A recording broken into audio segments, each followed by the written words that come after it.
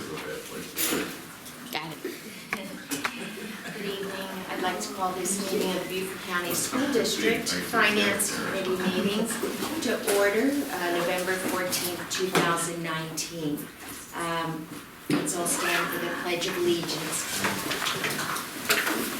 I pledge allegiance to the flag of the United States of America and to the republic for which it stands, one nation, under God, indivisible, with liberty and justice for all.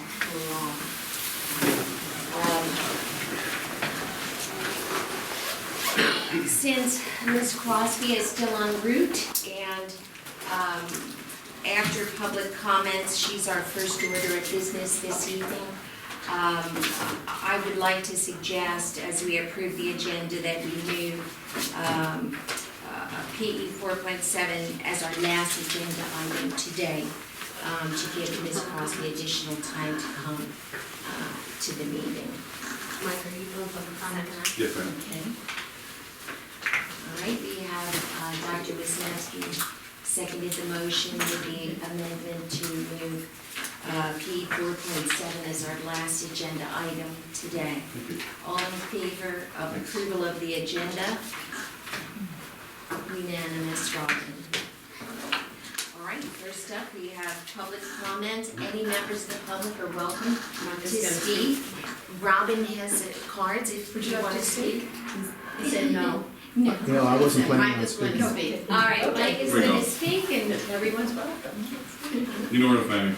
yeah. Okay. Actually, I do need more information when we get through. Okay. Want to hold up the meeting? Go ahead and speak, but. Sure. No problem.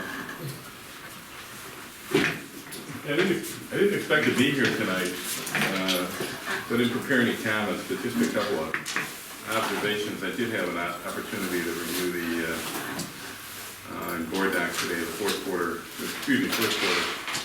financial statement. And one of the things that jumped out at me in the notes on the first page was $14 million worth of tax anticipation notes for November and December. That's 2 months. So it runs about a $7 million clip, I guess. That's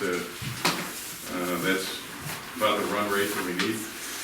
Now, what it doesn't do, it doesn't show the full extent of short-term TAN notes. It doesn't have a balance sheet that goes with the statement, which is common business practice. That way you can look at your overall financial position, and if something sticks out, like short-term debt or other debt, it gets described. So I would ask for a vetting on exactly where we are with that. So that's $14 million. There was some talk about a $7.5 million deficit for the year. I suspect that deficit is actually larger than that because of our need for short-term borrowing. I'm guessing that maybe as high as $15 million.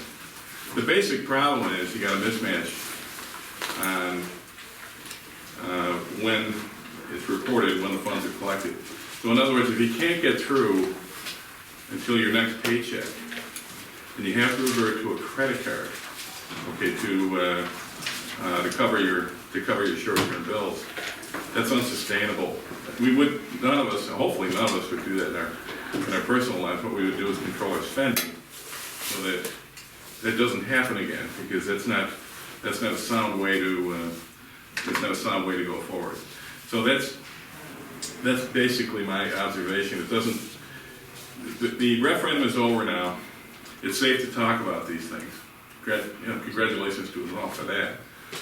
So it's time to talk about it, okay, and where we are, okay, financially, and what it does, what it can do to our bond rating. It's important. And whether or not we choose a vendor that's sustainable, that can make it all the way through the referendum, all 340 million, is it sustainable? Is it possible that that company could go out of business? Of course it is. If you have a $50 million lawsuit over your head. So the low bid is not always the best choice. Thank you. some of you just arrived, would any of you like to speak during public comment? No, not at this time. Okay, just a reminder of how we approach input during our finance committee meetings. Those at the table, the finance committee members and staff have initial input. Second priority is given to other board members who might be present who are not part of the committee. And then as a third tier, we allow open input from our community throughout the meeting, Q&A. All right, thanks. Moving on to our next agenda topic, approval of our October 17th, 2019 committee minutes. Do we have a motion? Second. Any discussion? None? With no discussion, all in favor? Minutes are approved unanimously. Tanya, as you were making your way here, we moved PE 4.7 to the end of the agenda this evening to provide more time, so we've adjusted the agenda. Okay, so we are going to move on to our next topic for discussion, which is the Procurement Advisory Committee. And just a refresher for everyone, a while back, the Finance Committee, in reviewing our procurement code, notice there's a section in there that permits a procurement advisory committee made up of citizens. And we brought that idea in front of the board to see if there was interest, and the board said yes, and sent it back to the Finance Committee to put together a framework for what this committee might look like, how it might operate. We have no blueprint that we know of. And so this has been on the table for a while. We finally had to look at this and put something together and bring it to the board. We have several examples of community groups. We have a teacher advisory group that reports to the board periodically. We had a referendum committee that vetted the project list for our recently passed referendum. We will have, according to our superintendent, an oversight committee made up of community members for following the money, if you will, after the referendum passed on those related projects. So this, in keeping with this is dedicated solely to procurement. And so what I'd like the committee to do tonight is form a framework that we can bring back to the board. We may or may not have volunteers yet identified, or how large we want the group to be, but just some sort of a framework that the board can look at and say, this looks appropriate. So I do know that these committees have to follow FOIA. I do know that they have to follow the guidelines just as the board does. The suggestion that I had might be to have the committees meet in the context of a finance committee meeting, which would ensure that there were minutes produced on a timely basis and that those discussions were documented. But I'd like to hear your thoughts about what that, what that meeting schedule might look like, quarterly, bi-monthly. What are your thoughts at this point?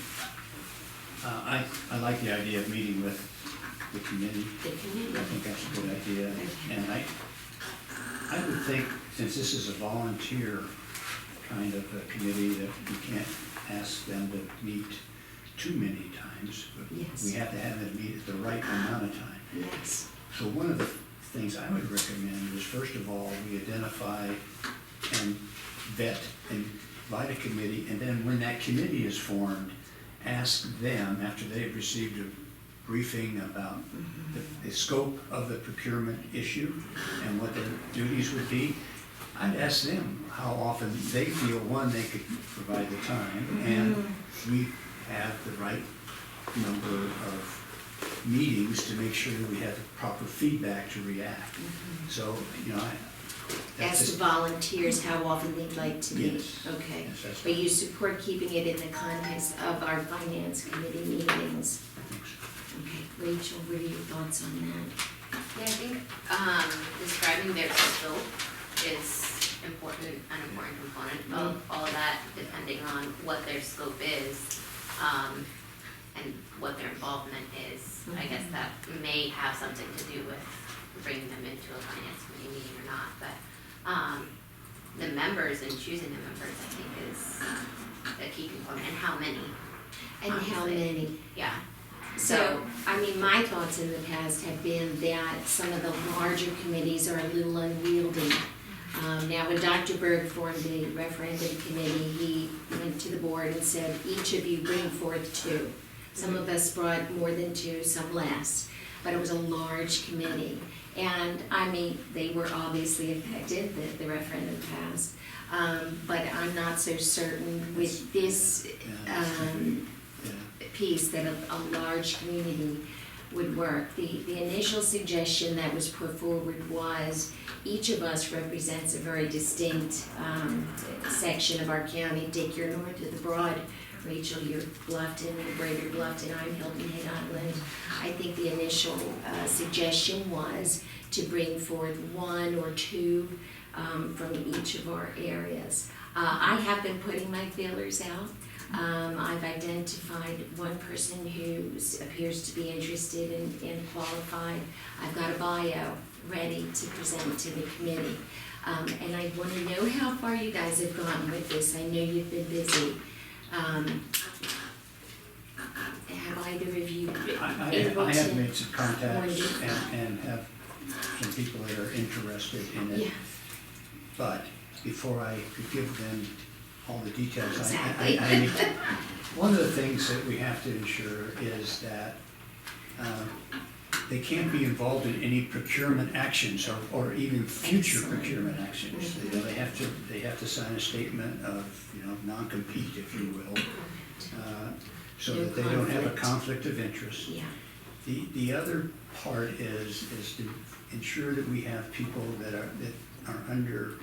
understand the scope of what we do and are familiar with large purchases.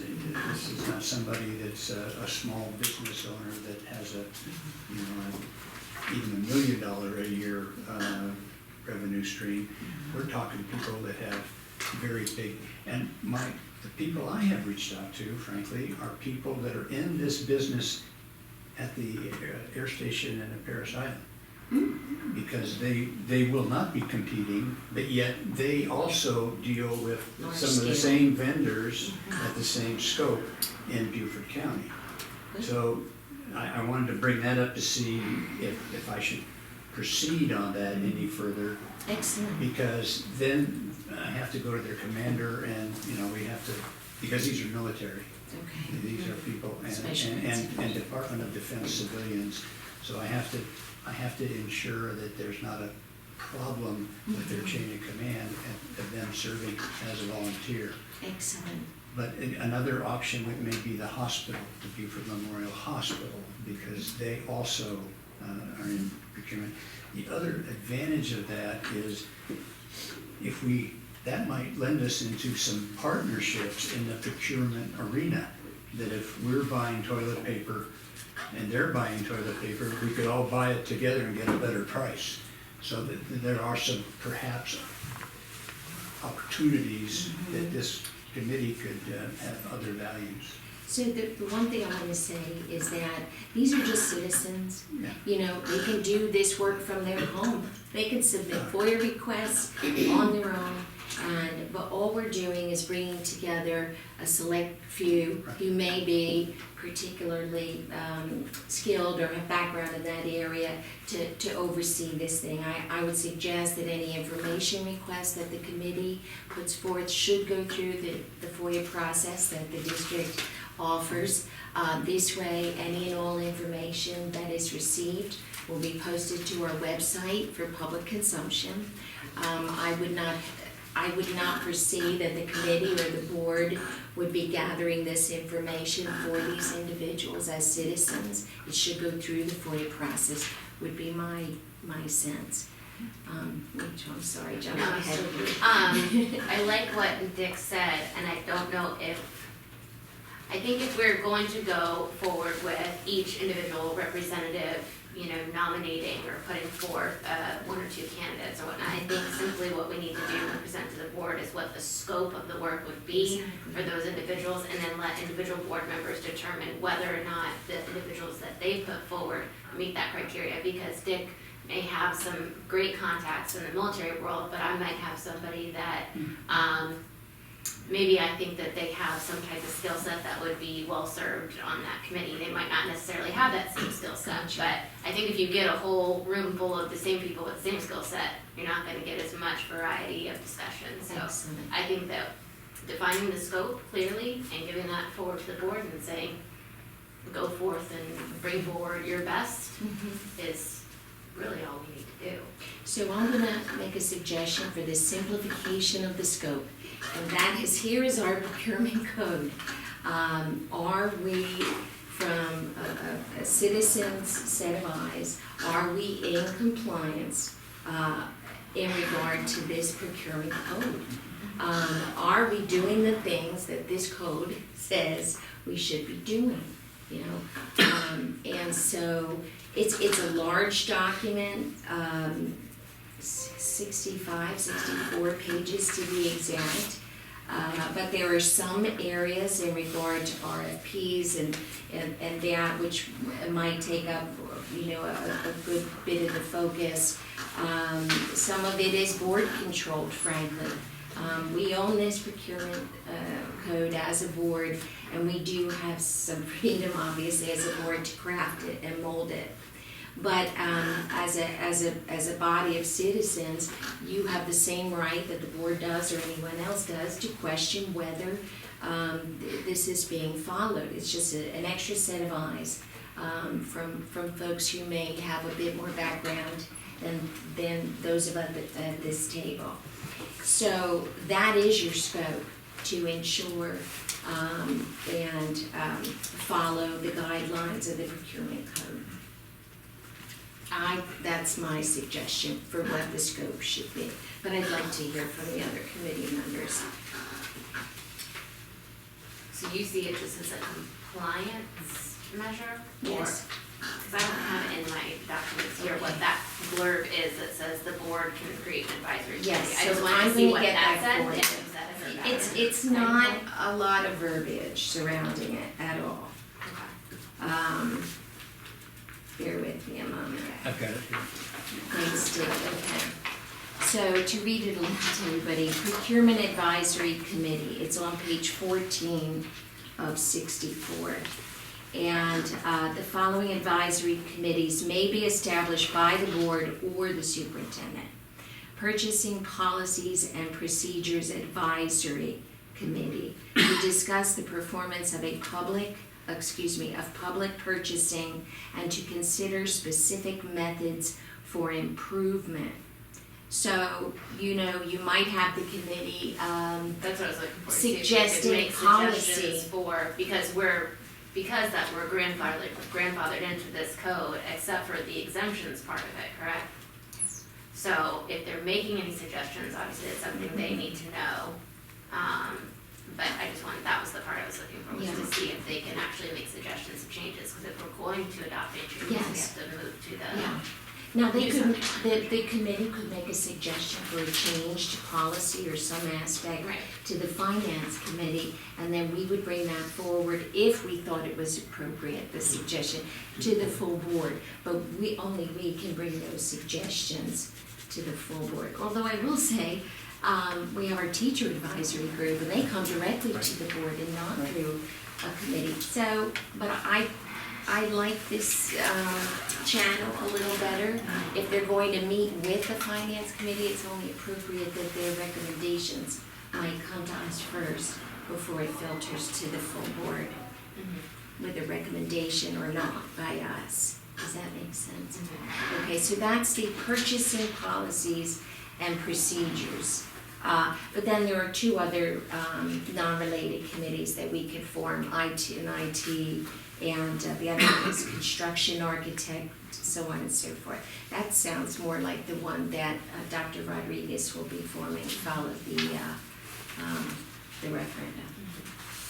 So I'm taking good notes here, Robin, I hope you are too, in regard to scope. And the scope of the committee would be to provide suggestions per that blurb in there, possibly policy suggestions regarding procurement,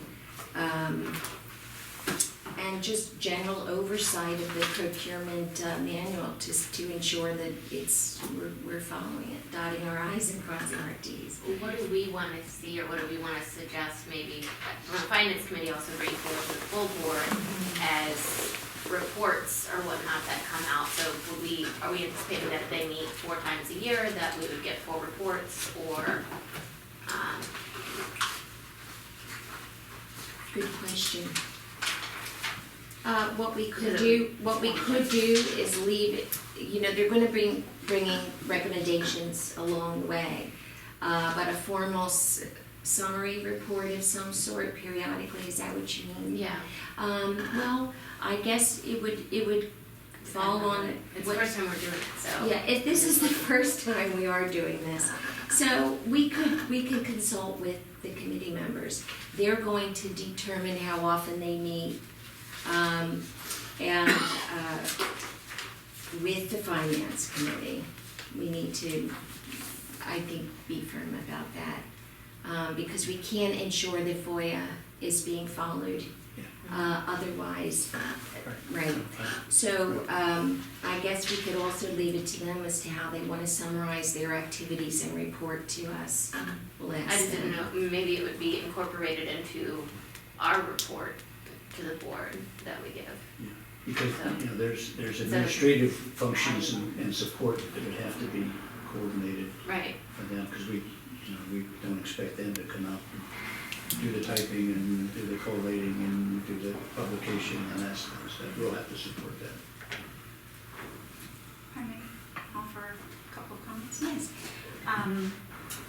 One is, as far as committee members, I have had one community member reach out recently to me and was interested in the procurement process as a procurement professional in his career. He has requested to meet with us, and our procurement staff met with him, and he was very interested in how we do things. And he actually was on a committee 10 years ago for the school district. So I'll be happy to share his name, and it's a Hilton Head resident, so perhaps there may be people that contact the district office and me, or in particular, or finance folks that may be interested in participating, and I can share those names with you as well. He had some very good comments and questions and recommendations, so I think that is good to, for folks who've reached out to us and are interested. Second thing I'd like to mention is perhaps part of the scope could be about understanding any challenges that our procurement folks believe that they have. For example, advertising may be one of them. Understanding, the responses that we're getting in certain categories of services or supplies, and perhaps offering one, they can see, are we complying, and the compliance regarding advertising is minimal. It's a couple, 2 different installation media outlets, and we expand that much larger, but we're still in some cases not getting the bang for our buck. We're not getting as much response as we would like. So maybe topics like that, offering suggestions on how we might improve our responses. So kind of understanding challenges and offering recommendations or ideas for how we can improve things. So. Right. Now, what advertising is well defined in here, correct? Okay, so any aspect of this manual is going to be looked at. Anyone that, they don't necessarily have to do it in sequence as it's presented in the manual. It could be items that require the most oversight. John, you had a question?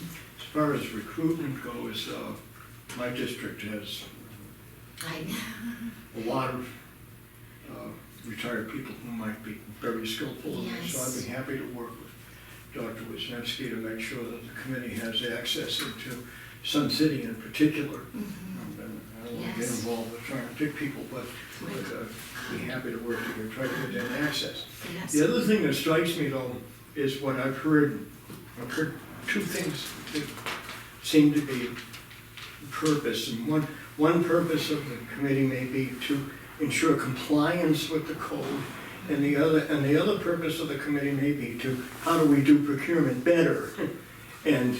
But they can get mixed up if, and the committee ends up at cross purposes. So it's very important, I think, to make finite scopes and to separate the two activities. Well, we could say to include, but not be limited to, and present a series, like a punch list. Would that? Yeah.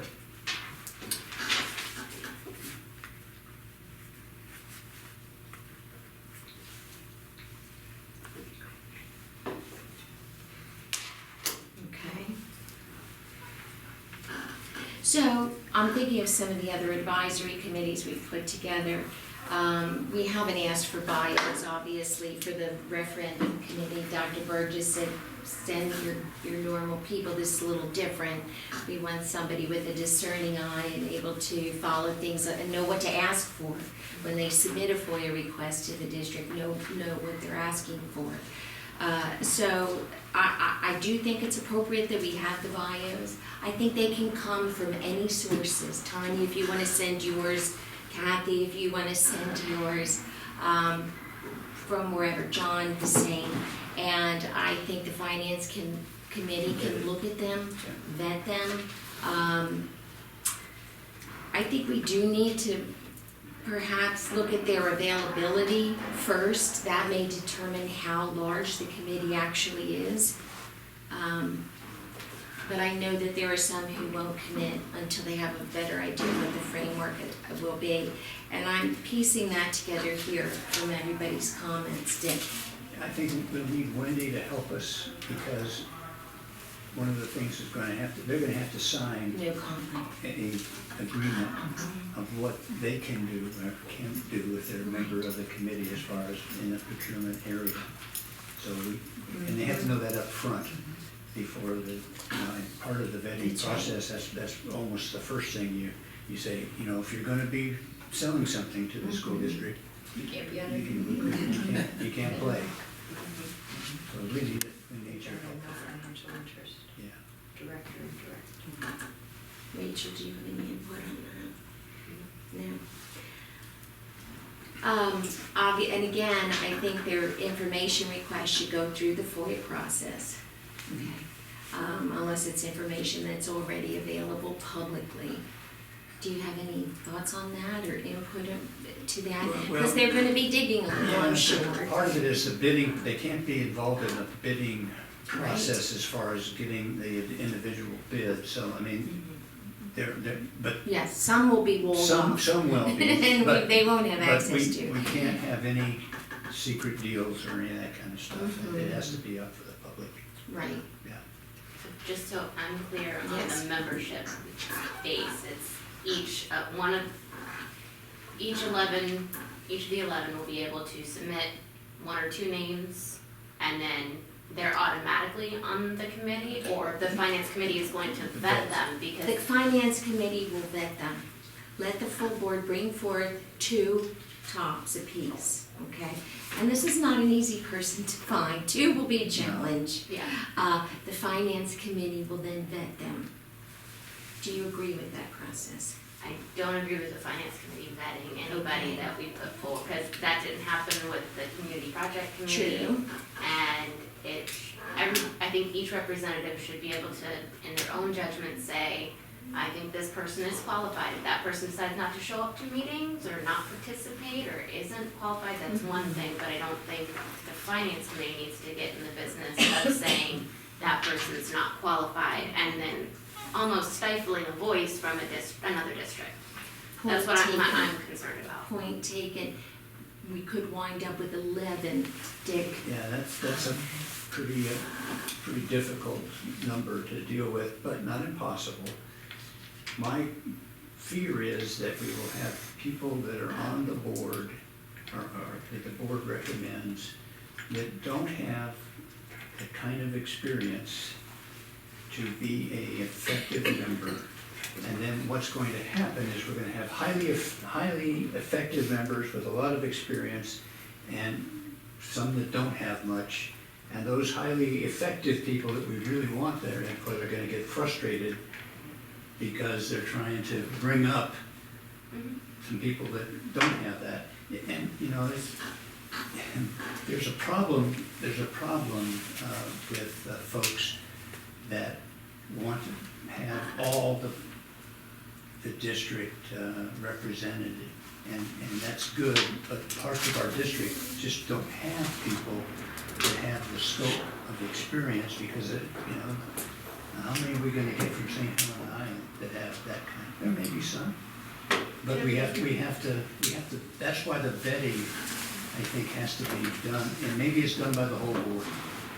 And the whole board vet these folks, I rather think than just. the problem though of an argument being made that the committee is staffed for some purpose, or, you know, if, I think that we are fully capable of looking at our constituency and saying who we think, especially if we give all the board members, here's what the scope is, you know. I think that you run into the problem of people feeling like they are not being represented, and it's putting assumptions on what a particular area might be capable of. John? I'm not a member of this committee, so I wouldn't expect my input to carry the weight that a committee member did, but I agree with Dick 100%. I think this committee is being formed with the finance committee as its customer, not the full board, to help you do your work better. And therefore, you should vet the people that are gonna be on that board. Otherwise, I might fall to the temptation of nominating someone because they're interested. That's not necessarily a skill that is gonna help the finance committee do its job. So I would be more than happy as a board member to turn over the vetting to you people who are going to be the beneficiaries of the work that this committee does. Point well taken. Dick has said before, and I agree with him, we should just find the most qualified people. Right. Not the group that represents every single corner of the Geography county. means nothing. in I this started city. with the geography piece, but Dick convinced me otherwise, and I tend to agree with him here. I think the finance committee should be open to having all 11 members of the board submit candidates. I do think the vetting should take place with the finance committee. Remember now, the advisory committee has no power. All they can do is give the finance committee suggestions. The finance committee has no power. All we can do is bring a recommendation to the board. So in my mind, there's very low risk once they've signed those no conflict documents in particular that Wendy's going to hopefully draw up for us. We cannot provide direction to you, but we will pass this on, or if you pass this on to, we're gonna have to make that recommendation to the full board, because only the full board can direct Dr. Rodriguez. So, all right, let's have a motion there, to ask the full board to direct Dr. Rodriguez to work with Ms. Cartledge in developing a no conflict form for volunteers of the Procurement Advisory Committee. Maybe a similar form is gonna be done for the construction piece too. I would imagine. So, yeah. Yeah, Yeah. exactly. So that was my motion. Second. Second by Rachel. All in favor of that motion? Unanimous. All right, so that's a good first step there.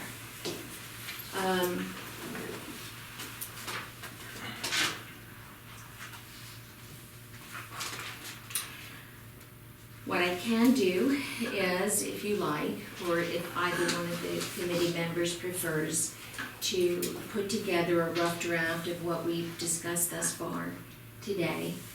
So we have a framework that we can bring to the board. If we could just sort of, I'll send it to the committee members, or Rachel, if you would like to put it together, or Dick, I'm fine with that. You've got some I take, there's a method to my madness, but yes, I took a lot of notes. And if I have any questions, I'll circle back to you both. Sounds good. Is there anything you'd like to add thus far on this? Okay, very good. Very good.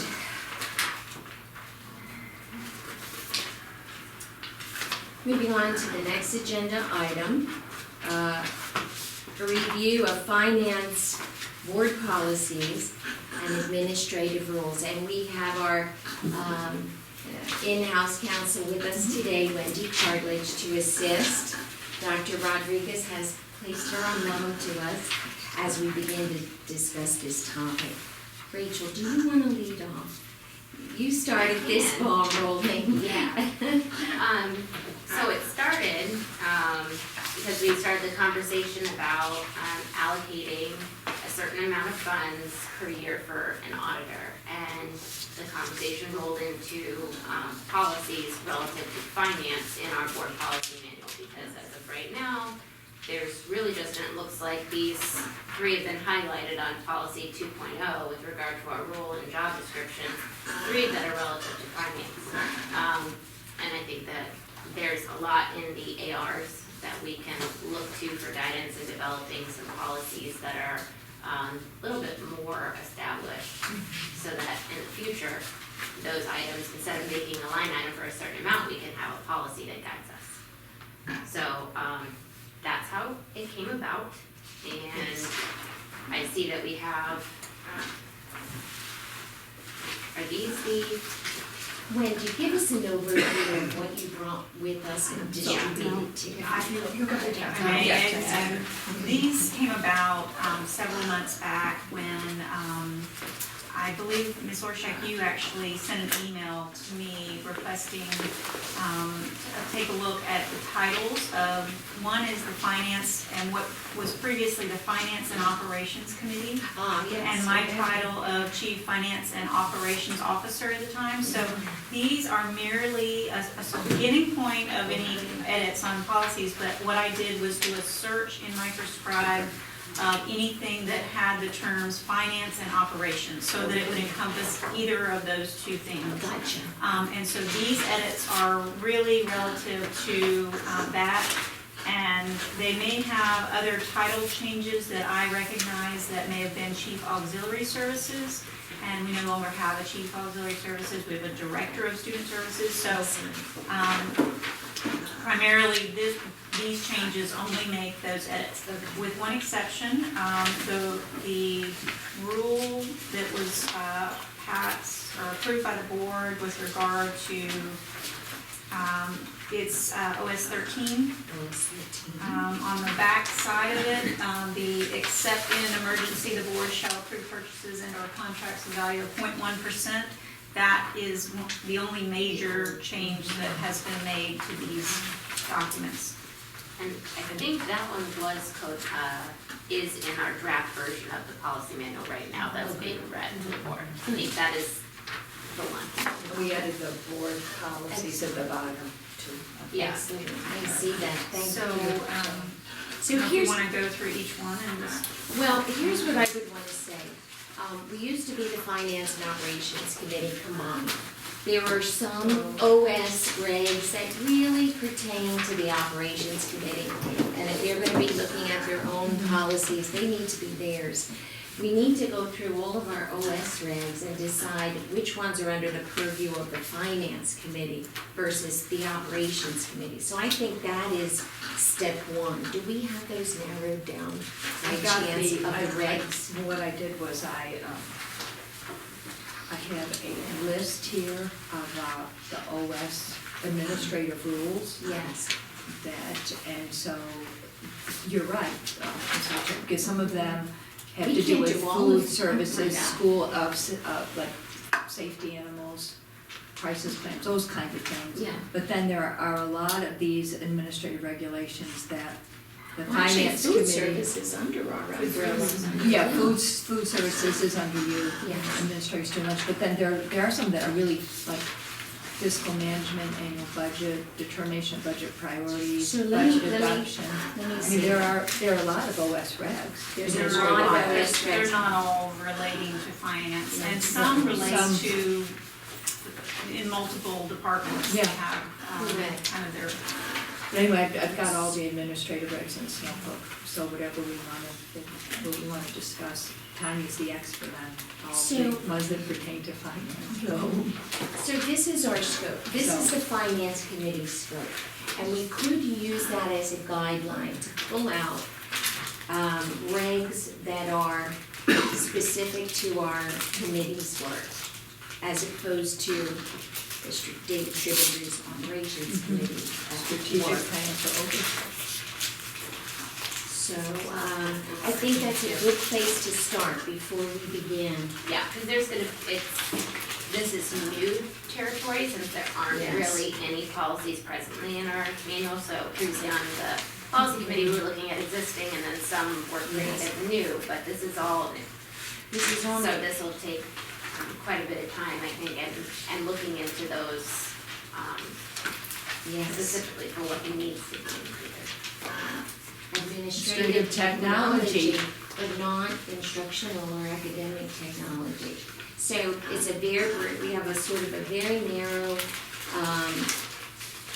whittle down of those regs that we'll actually have to deal with and create policies for. It's not the full OS list, which is really overwhelming. And something else that might help us to narrow it down is in some of these, there's actual, you may want to do a search for board, or something like that as opposed to Yes. finance and operations, because some of these indicate what the board's responsibility is. I'm just looking at board review of the audit and how that's supposed to go about. It's supposed to come to finance committee first and then go to full board, so that should probably be something that's A policy. a policy. Yeah, there's a number of policies that need to happen. So here's a question before we begin. Our scope does not include, in fact, it's completely missing, but we are going to develop policy as the finance committee. When this scope was written, we had an ad hoc policy committee, and they were fielding, you were part of that committee. So, but this is a significant undertaking and change to our scope now. And I believe we would need to make a motion to revise our scope once again, to include the creation of and recommendations to the full board for all finance-related policies per our scope. And that has to go to the board. Go right ahead. I move that the finance committee recommend to the full board a change in their scope, in our scope, to include that the finance committee will, I'm not sure what the right word is, craft, or financial, Develop for board approval. develop for board approval, finance policies, board Board finance policies per our scope. for, yeah, in, Okay, yeah. per our scope, that's what- because it could be quite large beyond that. Yeah, right, Okay. Within our scope, Within our items scope. that are within our scope. Robin, did you get all? So add to our scope. So now we're at it, last time to go ahead. Oh, Lord. Okay. Is there a Can I- second? Yeah, Can I just read first? Please before you do. move forward? I Absolutely. move that the finance committee recommend to the full board that the finance committee develop for board approval finance policies within the scope. But the first part of it was adding to our existing finance committee scope. That is one of our undertakings, is what I was trying to get out. Same But again? there's two parts of the scope. The scope part is two parts. One is that it needs to be added to our committee's scope. but that any policies we develop are encompassed within the other items under the finance committee, which is like food service and, Yep, it would pertain to finance, federal programs, administrative technology, procurement, food service, and then maybe some others. Wendy, I hope that as soon as it goes. you want me to write something for you? I'll write down what I have. And then Correct. I'll You look can at correct it, yeah. All right. I know it's a little complicated. Robin, what do you have? We're gonna second, we don't have a second just yet. Who's second? We don't have. We don't have a second yet, we just want to hear I the move motion. that the finance committee recommend to the full board that be added to the finance scope That's. to include finance committee develop for board approval policies within the scope.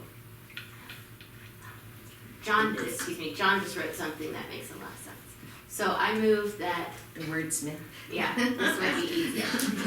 I move that the finance committee recommend to the full board the, Additional? Expand the committee scope. we expand the committee scope to include policy recommendations within the purview of the finance committee. I'll second. Can I take this? I'll second. Discussion. Discussion? Pretty clear. I have just a few things. This will be a big undertaking. I think that meeting once a month will no longer be adequate for the finance committee, given this extensive addition to our scope now. And I think we're likely going to need to meet twice a month. If you take into account the items that Tanya brings forward from the annual work plan and anything that we might be assigned as a committee and anything that we may need to follow up on, I just don't see that but I hear your input on that. I think, yeah, I agree with you, it is a significant undertaking.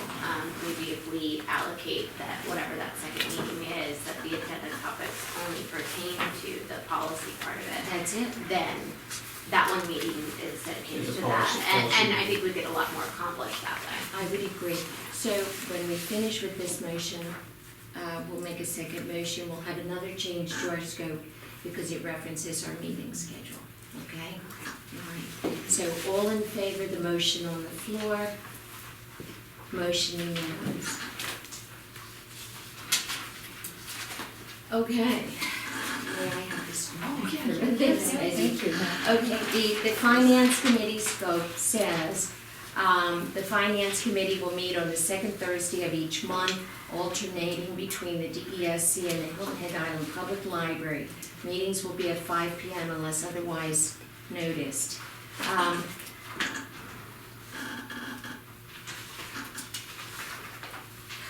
I like the alternating between two sites. We could do one here, one there. Is that? Okay. And we'll form our motion based upon these inputs here. We've already got the second Thursday of each month set aside. So it would be wise to probably keep that in place and add something on to that, would be my sense. So committee members, Tanya, we have to solicit your feedback first to understand what might be optimal for the committee. With 3-member committees, it's tough because sometimes you don't get a quorum, and it is a challenge to stick to a regular schedule. Whereas 5-member committees, you have a little more leeway. So this will take a little bit of discussion. Tanya, do you have any days or times that are not optimal?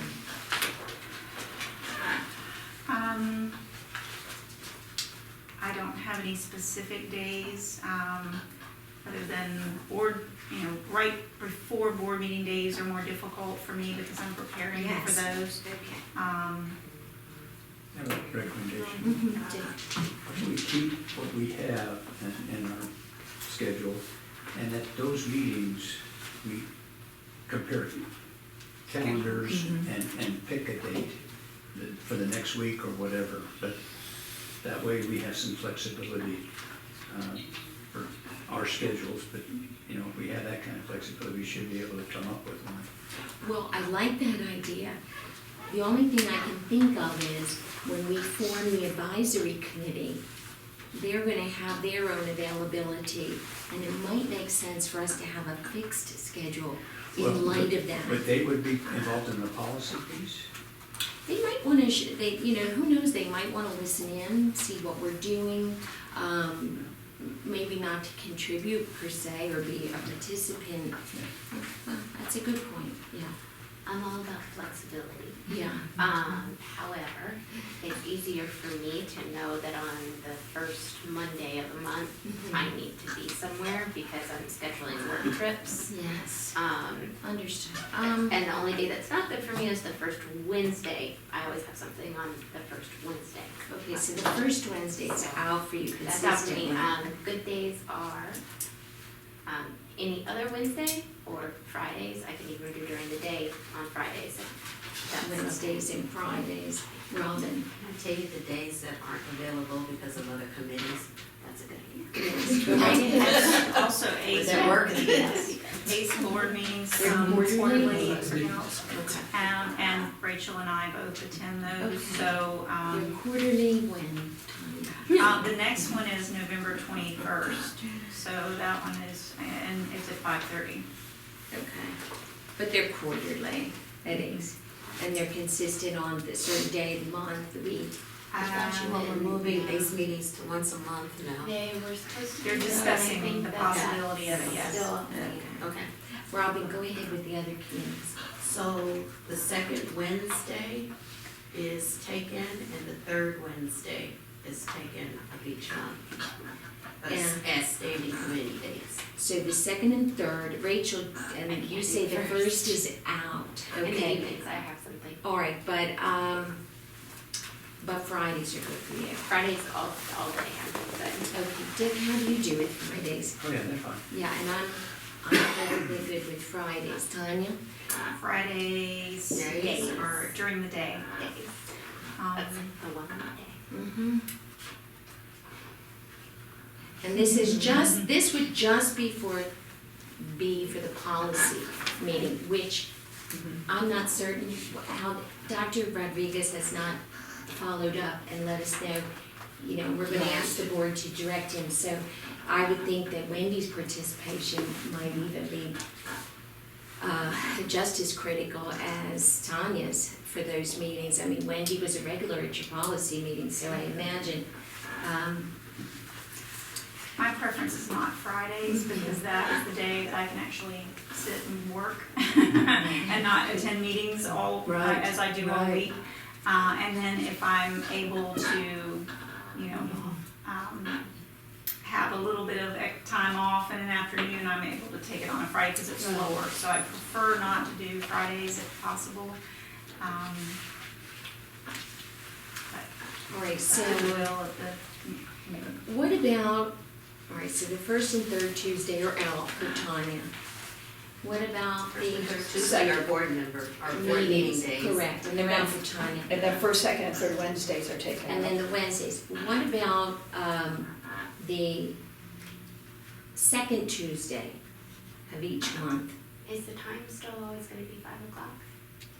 Like, If we move the time to 5:30, I have a lot more leeway. So the second, Robin, what do we have the second Tuesday of each month? Nothing right now. Nothing. So far, so good. 5:30 works better for Works you? better. Would that present a conflict for anyone? Policy discussion based on what I've heard and seen of our policy committee could take a little time. So we'll have to plan our agendas judiciously, I would imagine. But 5:30 works for me. 5:30 is fine. 5:30, second Tuesday of each month. And our existing finance committee meeting would remain the same, the second Thursday of each month. So that you puts us have- meeting twice in a Two week. meetings in a week if you. Okay, one would be on Hilton Head, one would be at district office. Just Within as that we week. do Do you now. wanna do 2 meetings a week though? Do you wanna maybe do like a? I don't wanna do 2 meetings. You wanna do That'd be a first lot. Tuesday? That's a What did you lot. say was the other one? The first and third Tuesday are board meeting days. The fourth Tuesday is the fourth Tuesday. Fourth Tuesday is not taken.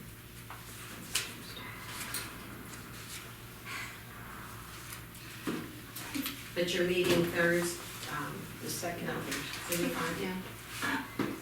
Do you think that we could capture policies as an agenda item, a major agenda item in these meetings and go through a series of phases and just tackle one set of administrative rules and policy at a time perhaps, and then Like chunk it out. Mhm.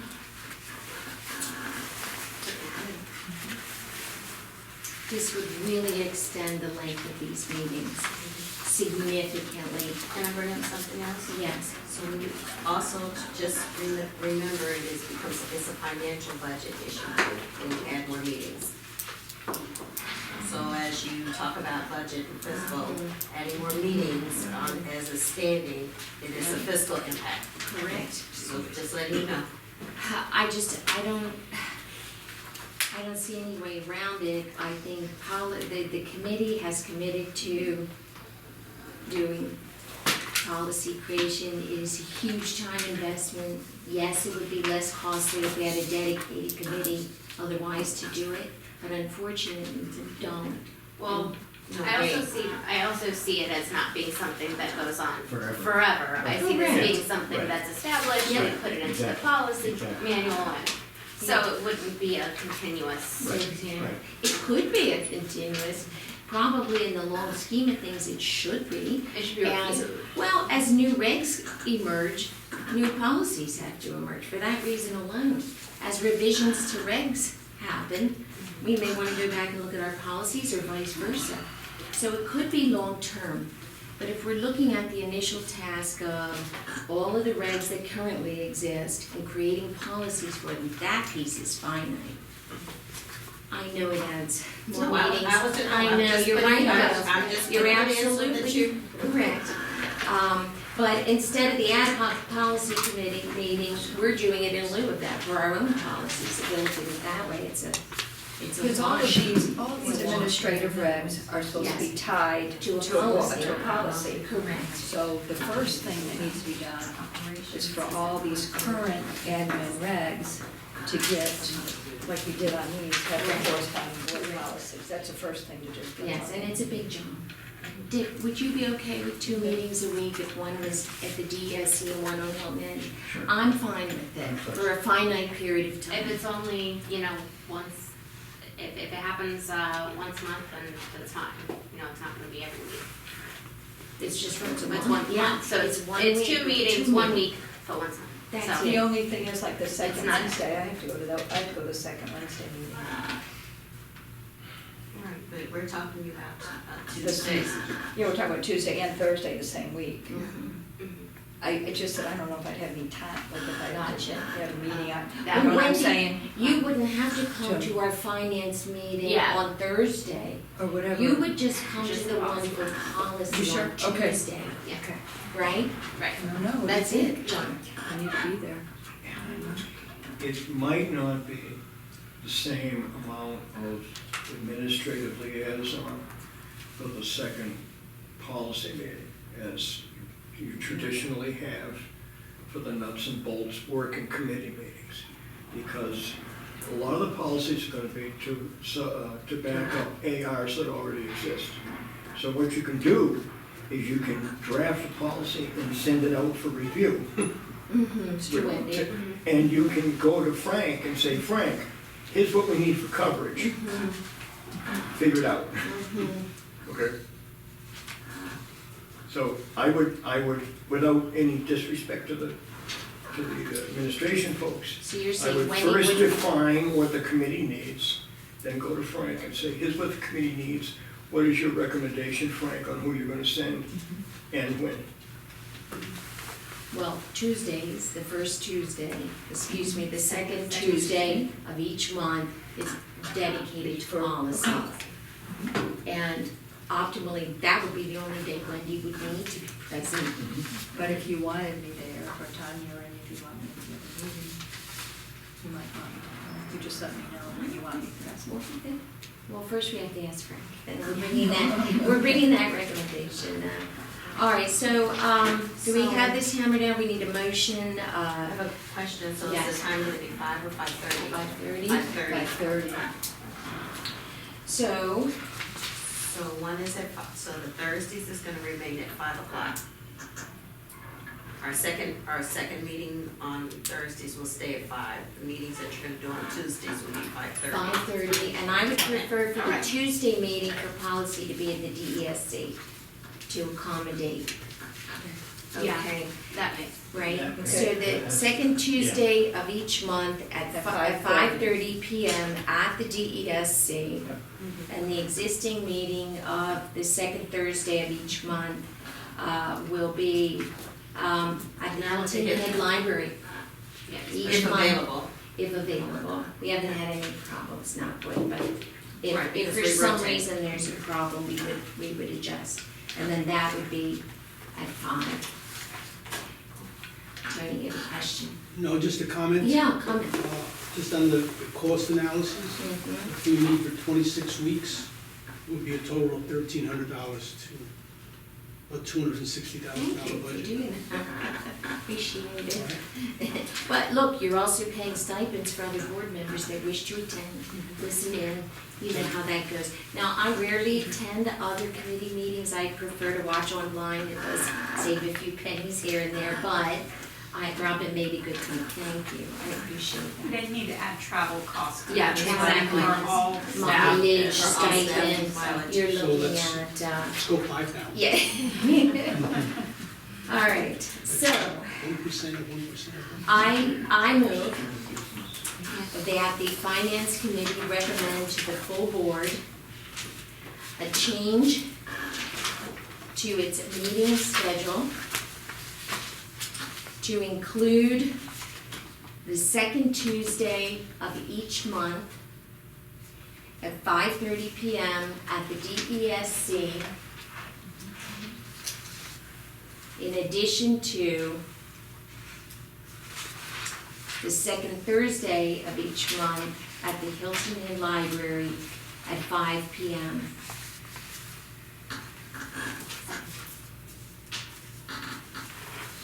Any discussion? Okay. Robin will bring this suggestion forward, Tanya. Administrative rules, will we Yes. be allowing us to update those at the same time as the policies? Because they do have need for, you know, the. So we, yeah. But those don't require motions, but at least acceptance of some kind, and then we can take it to the full board for information as well and input. I think that makes logical sense for them to be, if we're reviewing them, or possibly either making suggestions that are going to require their change, I think that makes sense. Yeah, with each new superintendent comes a wave of changes to the regs. I mean, it happens regularly. But remember, we're only looking at a very select few of regs, not all of them. Correct. So, this will happen simultaneously. Robin, can you read the motion back before we go ahead and vote on it? Thank you. Because that was a bit complicated, and I want to make certain we voted Motion to correctly. recommend to the full board a change to the meeting schedule to include second Tuesday each month at the district office, starting at 5 o'clock, and second Thursday at Hilton Head Library at 5:30. So the DESC, That's okay, okay. DESC is 5:30. Yes, 5:30 at Hilton Head It'll be Library, 5 5 o'clock. Excellent, we got it. Further discussion, anything else? Okay. All in favor? Passes unanimously. All right, so that's another change, we'll be making to our scope, assuming the board approves that. Yes, oh, we absolutely, yeah. Well, it's changed now, or will be even further changed, but that's the core of it. Okay, moving on to our last topic for the evening, or second to last, PE 4.7, our first quarter report from Mrs. Crosby. We're gonna get to future agenda topics last, actually. What did we skip, Rachel? We did Procurement Advisory Committee, we did review of the policies and regs. I'm just looking, it says 4.7 on the agenda, but the Oh. actual PE is 3.7, is that accurate? Oh, And there's on one the in PE. agenda 4.7. Yeah, Um, PE is 3.7. Yes, the PE is 3.7. I just have quick question. Yes, So, everybody on the committee and Ms. Ryan, Before we move ahead. we will then put on the agenda under Finance Committee that we review these administrative regulations. We can just let the board know about those next week when we do that, so we have those finished. I don't think the committee accepted them this evening, so Well, I'm not sure if we're prepared to do that. on these, the administrative regs that we made the updates to. We And do added not, the I mean, what they do in the other committees. I and, know, you we know, did not make a motion to do that before. But, yeah, but I don't, so you wanna wait on this? We don't bring reg, Administrative regulations for your committee? recommendations out of our committee. We Right. don't. Okay, So I know that some of the other committees do, okay. but we don't. Now, we do look at PEs, that we do and have agreed to in our scope to look at. Yes. Do you have any recommendations how we accomplish updating regulations? They could come in under the superintendent's report, because that's what it says in the policy. In the board policies, it said that the superintendent presents administrative regulations to the board. Yes, I mean, And then that policy would be doing. what I remember of the finance committee previously addressing this matter, and I think we voted simply to review, but we did not vote, the motion did not include make recommendations on regs. Rob and I have an email trail.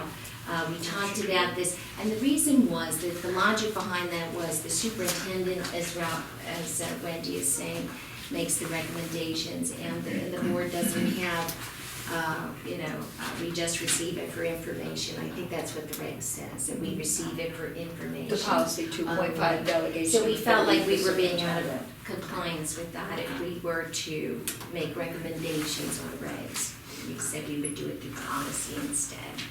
Okay, so Wendy, does that answer your question? Yeah, so we can talk to Dr. Wonderful. Rodriguez. We'll just bring them forward. If I could, Excellent. or I can present them, or however you can, whatever, I mean, I'm fine with Okay, our last topic of the evening. Now, the agenda does say PE 4.7, and it is a very different PE. It is 3.7 in reality.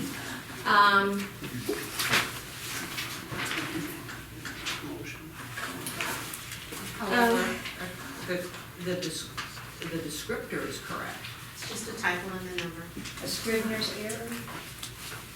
The descriptor, the The first quarter report, or if you're doing.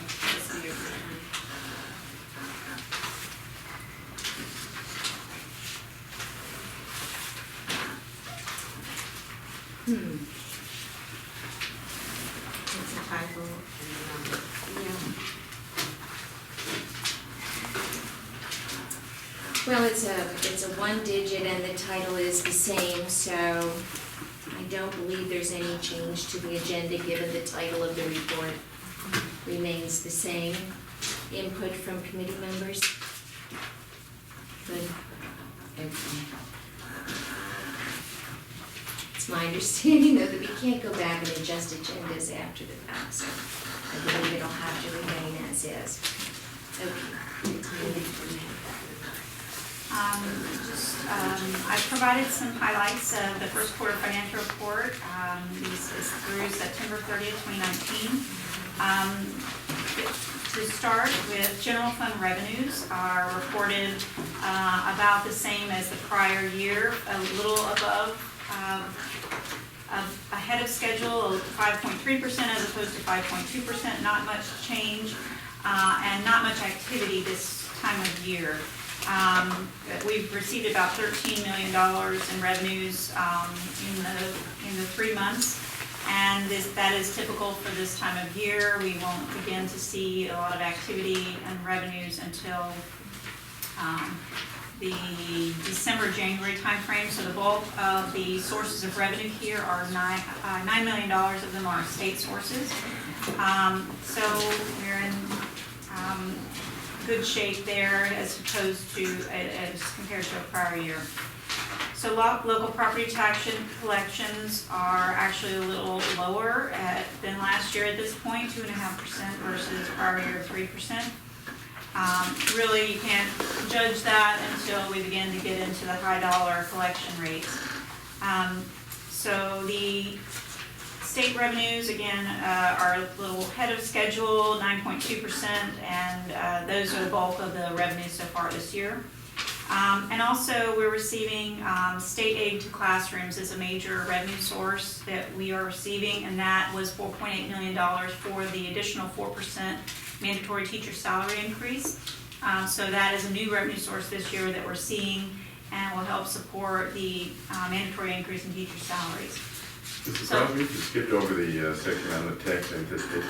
I'm going to get to that, Okay, yes, sir. thank you. Mhm. I And can't there's- see you there's- back there to There's recognize a you, purpose Mike. for it. Just Okay. give me a heads Okay, up thank to you. be recognized, thank you. Total spending at this point in the year is 17%. It's about the same as the prior year. And if you look at page 4 in the column, fourth column from the left, July through September activity, you'll see that there's spending of $43 million this year, or for the 3 months ended. And that is, again, similar to what we have experienced in past years.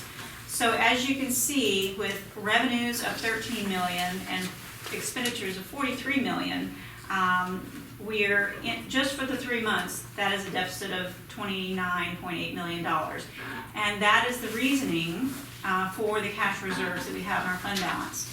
So we have an excess of $30 million in our fund balance.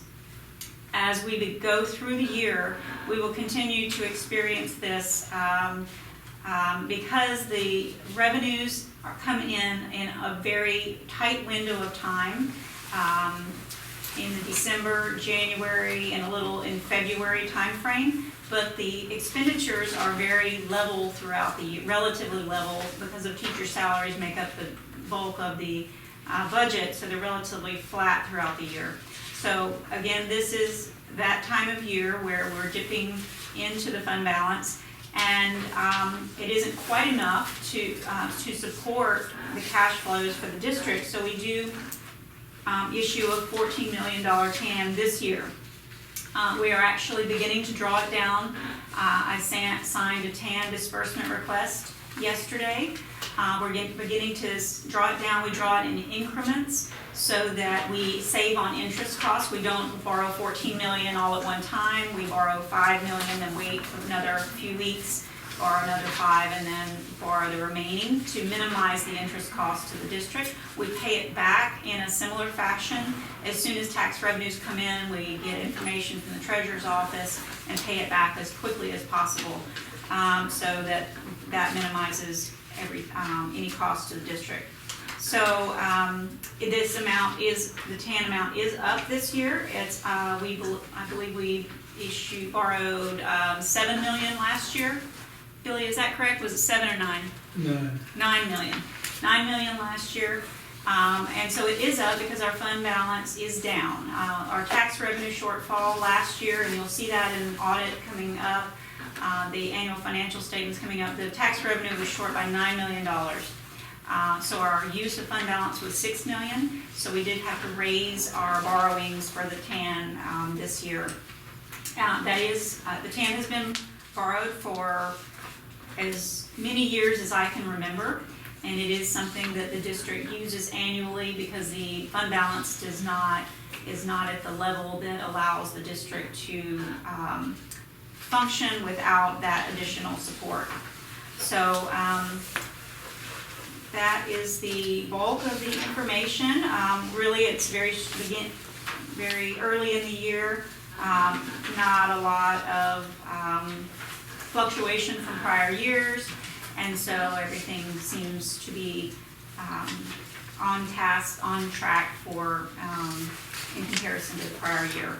No major capital spending this year. You'll see capital expenditures are down a little. That's because of the Well Branch Early College facilities being completed recently, so you'll see a reduction in our capital spending right now. In future quarters, and as we move through the projects and the referendum, you're gonna see those numbers climb, so, that's all I have for now. Dick? Can I ask questions about specifics? Absolutely. Okay. When I go through these, I look for outliers. There are some outliers that I understand, especially at the beginning of the year, you're gonna be spending more on supplies. So your supply, as they start, you buy your stuff for the year. So I understand those, but there's a couple that I don't understand. I'd like to have Tanya explain. On page 3, the capital projects fund line shows a variance of $600,000 for 103% of budgeted amount. This is revenue now. What page were you? Page 3.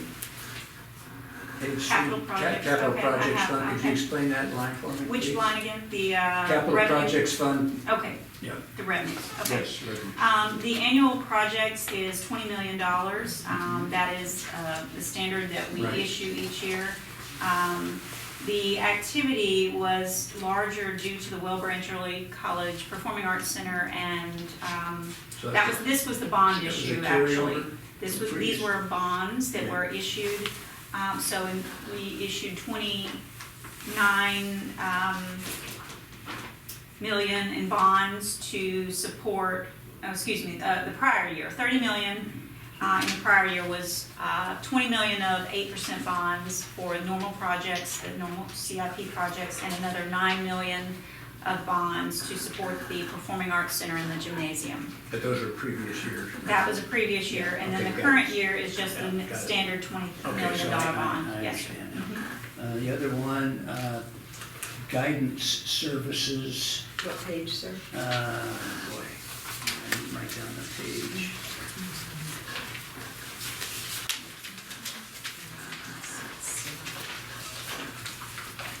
Probably 11. I believe it's, yeah, I think that's it. Guidance services, other objects, 47%. Give me a clue why that is so far out of the dollars. Page 11? Are Page you on 11, Okay. guidance services, other objects. Okay.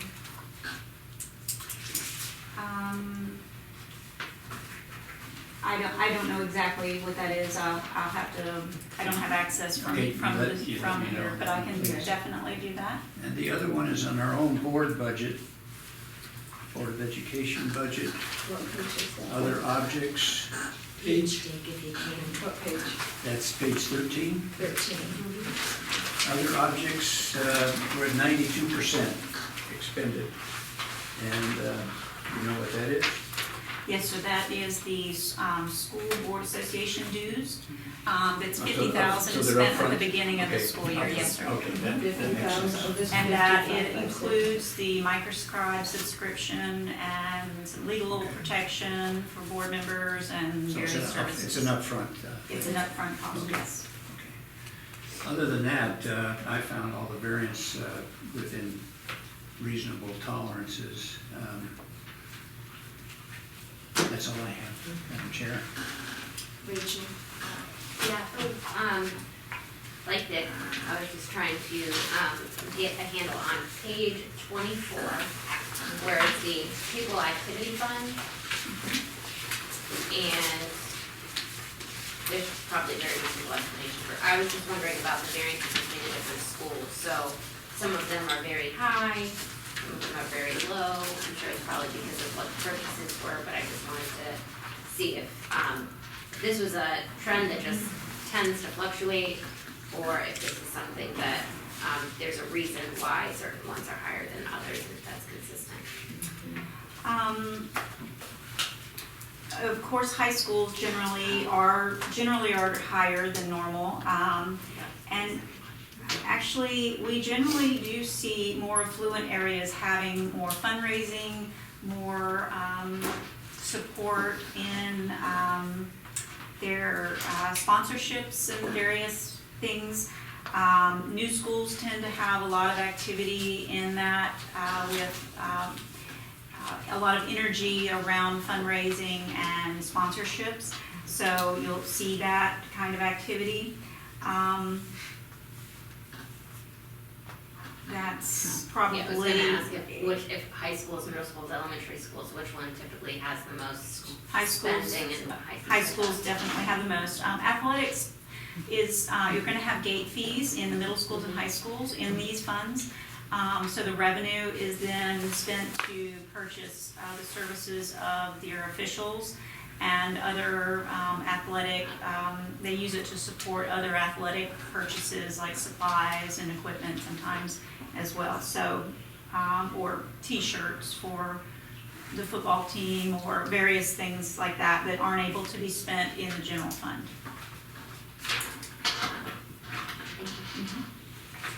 Mike, you're in the queue. Yeah, just a couple of quick questions, just so I understand, as an overview. The first thing we do is we exhaust fund reserve. And then from there, we set how much money we need to borrow through TANs. Do I have that correct? Yes, Okay. we do a cash flow analysis every year Okay. to determine when our revenues are gonna come in, and it's actually required of the TAN process. We are required to submit a very detailed TAN, cash disbursements and revenues, report of every single month, and when the revenues will come in and the expenditures will go out, and when the low points dip below the zero. Sure, glad they're paying attention. Now, okay, since that's the case, what would happen with an unanticipated, uninsured expense that was large, let's say $4 or $5 million, or $6 million, or whatever, and by that I could mean, you know, a lawsuit, it could mean a weather issue, any different variety of issues, God forbid a school shooting, the need to hire additional people. In other words, what do we do if we need to come up with $5 million? Well, it would most likely, if it was something that, first it would be determined what funding source. Is it general fund, Sure. is it a capital item? You know, generally, in that examples you gave, it generally would not be in the capital projects fund. We have had hurricanes, we have had several $100,000 of expenses relating to those, and we have had to use the general fund reserves Right. to spend that until we anticipate the FEMA reimbursements and insurance reimbursements, which may come in a different, likely are to come in a different school year or fiscal year. So we do spend the reserves, and we're fortunate enough not to have one large enough to have overspent our total budget. Okay. So if we were to overspend the total budget, we would have to go back to the board and to county council to increase the amount of total expenditures for the year. Okay. We have had, haven't had a lawsuit that significant, fortunately, but it would have to spend again in your reserves. And then you would have insurance proceeds or FEMA proceeds, or there's an opportunity for an millage surcharge to recoup those additional funds for certain specific reasons, and a lawsuit would be one of them. Where would you find the money until you had that? We would have to use the reserves, the cash reserves that we have on But hand. if they were exhausted at that time, where would you get the money? We would have to do short-term borrowings of some sort, I would imagine, Okay. if they were not sufficient. Would you like Yeah, to? a lot of the time, this shortfall only occurs in the short Right. period of the year, it's a few months. And then half of the year, as Tanya said, once January rolls around, we're flush. Exactly. Yeah, we have a lot of cash in it, and it starts going back down. And then we're conservative in our TAN estimates as well. We don't pin it all the way to zero. We do leave some room because you don't know what's gonna happen to the value of a mill, just like what happened to us last year. Sure. So there is some wiggle room in the amount that we forecast. To be conservative, that's what you do. Sure. Because we're talking about the shortfall of local property tax collection. which is not an exact science as we have learned from the data that we get. So, so there you go. But, so we do have a little bit of access to address some levels of shortfalls within the mechanism we have in place. Now, if it were extraordinary, then we would have to, we could issue an additional TAM. That would be an option outside of our normal program. Madam Chair, I have a second question, if you don't mind. Please, go ahead. Okay. On page 20, this is a relatively, for me, it's more informational for me than anything else. But I'm looking on page 20 at, this is a section where we list out interest payments and principal payments as expenditures. Okay? So it looks like from the amended budget in fiscal year 19, now I assume this is actual at this point, right? The amended budget, $44,525,700. Then the amended budget is at $56,307,000. Correct. So that in other words, we've increased that principal payment by what, $12 million, roughly. Now, the other thing that has me, and this is before we get into any of the borrowing for the referendum. When I look next to that and I see 2 months activities here, I'm looking at, for the fiscal year 19, fiscal year 20, July through September activity. $5.6 million in interest payments, nothing in principal, and 5.247,282, and nothing in principal payments.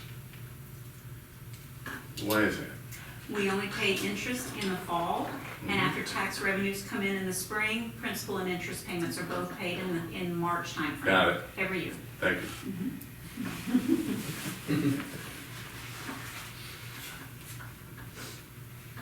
Are there any other questions?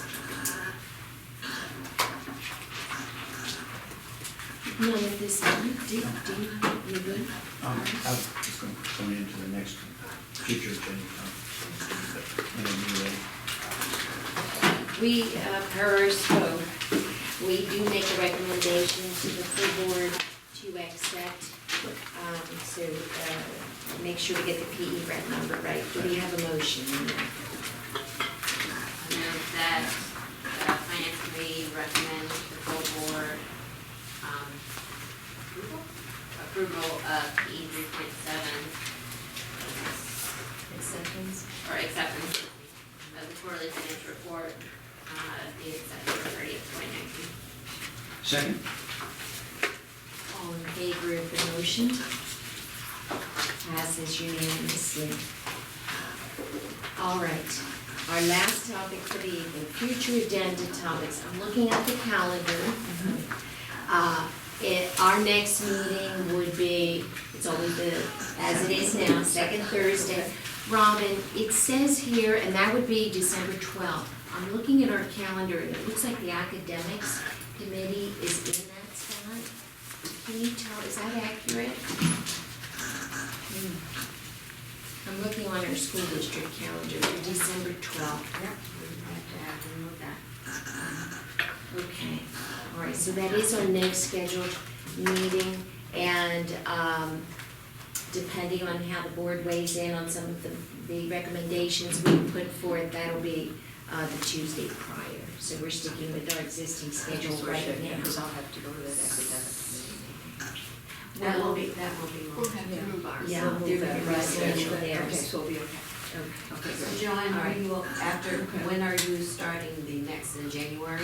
Well, the board has to first approve and give its blessings to all these changes tonight. Our next December full board meeting is on the 10th. So we wouldn't have any word till then. Well, at that juncture, we're just gonna be able to stick with the 12th. And then I suppose go to the next month Start to in begin, January. assuming the board gives it the blessing. Dick, you're up. Okay. When Mike brings up the tan, it rubs a a moon that I have, and that is why why we're having to do this. And then what it comes down to is 11 years ago, reassessment, we were short of what the county budgeted for us in revenues. They were short $5 million. 5 years ago, No, let me hold you right there. We can't discuss new matters tonight. We can simply propose them for our next I'm agenda, just only saying- because it's not on the no, agenda. I am not discussing, I'm Okay. giving background to why I want this Okay, on the understood. new agenda for next meeting. Yes. Total bottom line is, if the county would have given us in tax revenues what they budget for us, we would not be needing E-TAN. We would have enough that we wouldn't need it. So justification for TANs at our next meeting?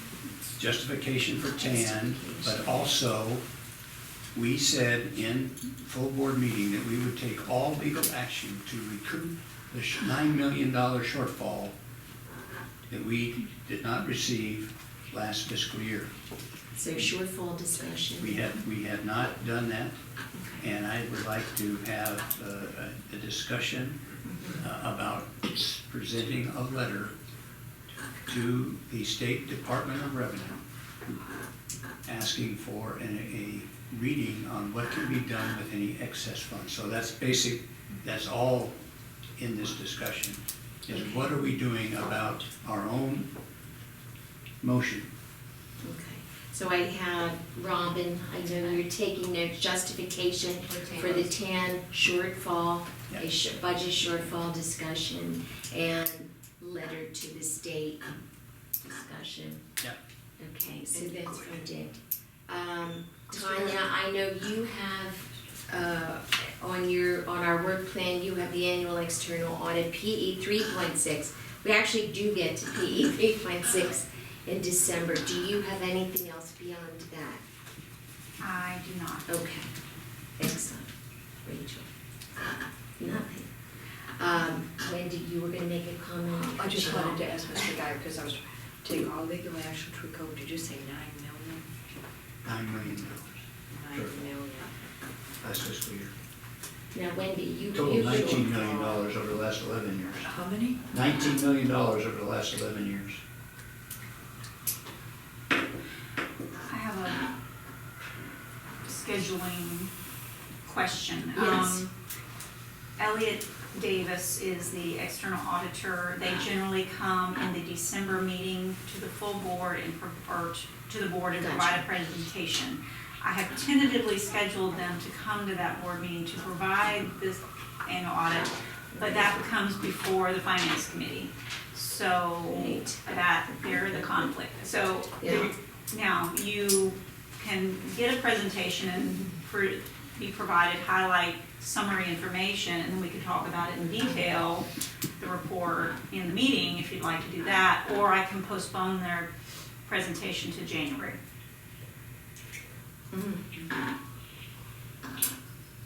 Well, we have a reg that says the report has to first be presented to the finance committee.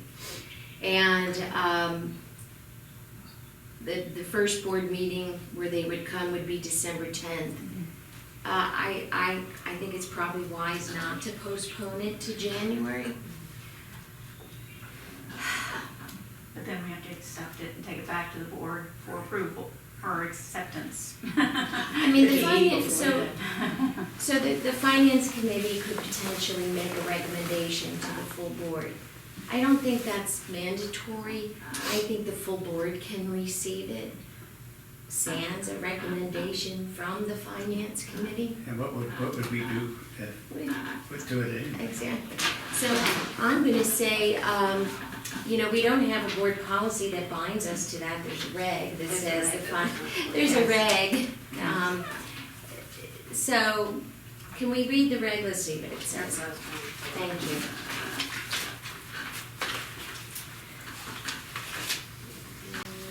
If worst comes to worst, I suppose we could convene a meeting prior to the board meeting. The completed audit will be presented first to the board finance committee, so it just says that it'll be presented to us after review by the finance committee.